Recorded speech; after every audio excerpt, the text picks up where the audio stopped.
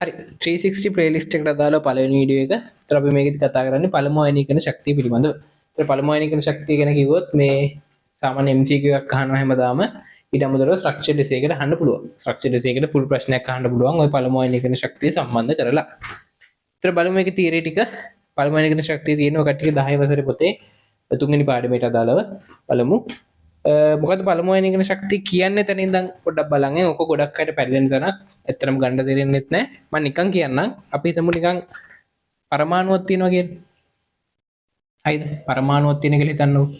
ඔය පරමාණුවේ ඔයාලා දන්නවා මැද තියෙන මොනවද? මැද තියෙන ප්‍රෝටෝනයි නියුට්‍රෝනයි. හරිද? මැද තියෙන ප්‍රෝටෝනයි නියුට්‍රෝනයි.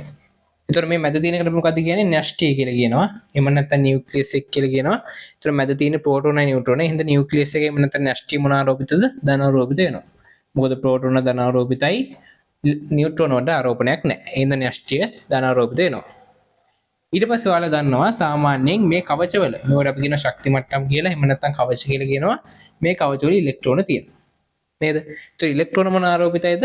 ඉලෙක්ට්‍රෝන සාමාන්‍යයෙන් ඍණ ආරෝපිතයි. හරිද? ඍණ ආරෝපිතයි.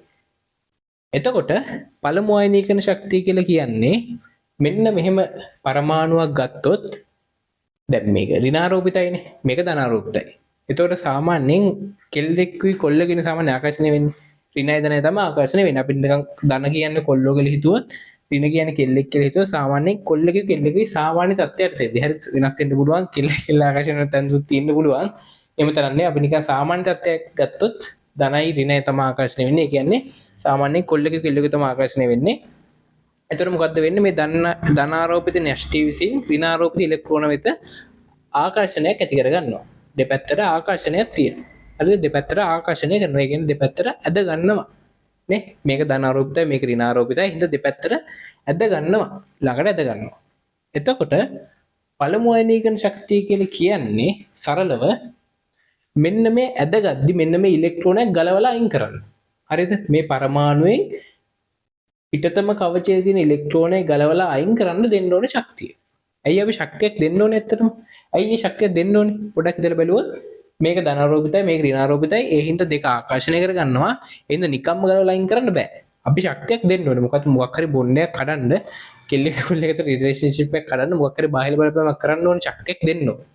ඒ වගේ මේ වගේ ධනයි ඍණයි එකට ආකර්ෂණය වෙලා තියෙද්දි අපිට නිකම් මේක ගලවන්න බෑ. හින්දා අපි ඒකට ශක්තියක් දෙන්න ඕනේ. එහෙම දෙන ශක්තිය තමයි අපි කියන්නේ පළමු ආයනීකරණ ශක්තිය කියලා. හරිද? ඒතර ඕක තමයි ඔයාලා කර පොතේ හැලක් විදිහට තියෙන මම අය හැල කියන්නේ නැතුව ඉන්නම්. සරලව පළමු ආයනීකරණ ශක්තිය කියන්නේ ඕක. ඊට පස්සේ ඔයාලා මතක තියෙන්න ඕනේ පළමු ආයනීකරණ ශක්තිය යනු කුමක්ද කියලා හොත් ඔන්නෝකට උත්තර දෙන්න. ඊට අමතරව මෙන්න මේ විචලනය මතක තිබ්බනම් ඇති. හරිද? පළමු ආයනීකරණ ශක්තියට අදාළව විචලනයේ පොඩ්ඩක් මතක තිබ්බනම් ඇති. මෙන්න මෙහෙම තමයි විචලනය වෙන්නේ. තැනකින් පටන් ගත්තා උඩට ගියා පල්ලෙහාට ආවා පඩිපෙලක් නැග්ගා ආය පල්ලෙහාට ආවා පඩිපෙලක් නැග්ගා ආය පල්ලෙහාට ආවා. දැන් තියෙන්නේ ඔය කට්ටිය දන්නවා සාමාන්‍ය මූලද්‍රව්‍ය 20 දන්නවා ඇතිනේ. මූලද්‍රව්‍ය 20 දන්නේ නැත්නම් අපි ඉස්සරහට මේ වීඩියෝ ගේන්නම් ඉස්සරහට. දැන් මූලද්‍රව්‍ය 20 දාගත්තොත් මේ කෙලවර ඉඳන් දාගන්න hydrogen helium lithium beryllium boron carbon nitrogen, oxygen, fluorine, neon, sodium, magnesium, aluminium, silicon, phosphorus, sulfur, chlorine, argon, potassium, calcium. ඔන්න ඔහම තමයි විචලනය වෙන්නේ. එතකොට මේක මතක තිබ්බම ඉවරයි. හරිද? පළමු ආයනීකරණ ශක්තිය ඔයාලකින් ප්‍රශ්න අහද්දි මෙන්න මේක මතක තිබ්බම ඉවරයි. එතකොට මේක දිහා බලලා කටට ගන්න පුළුවන් මොකද්ද?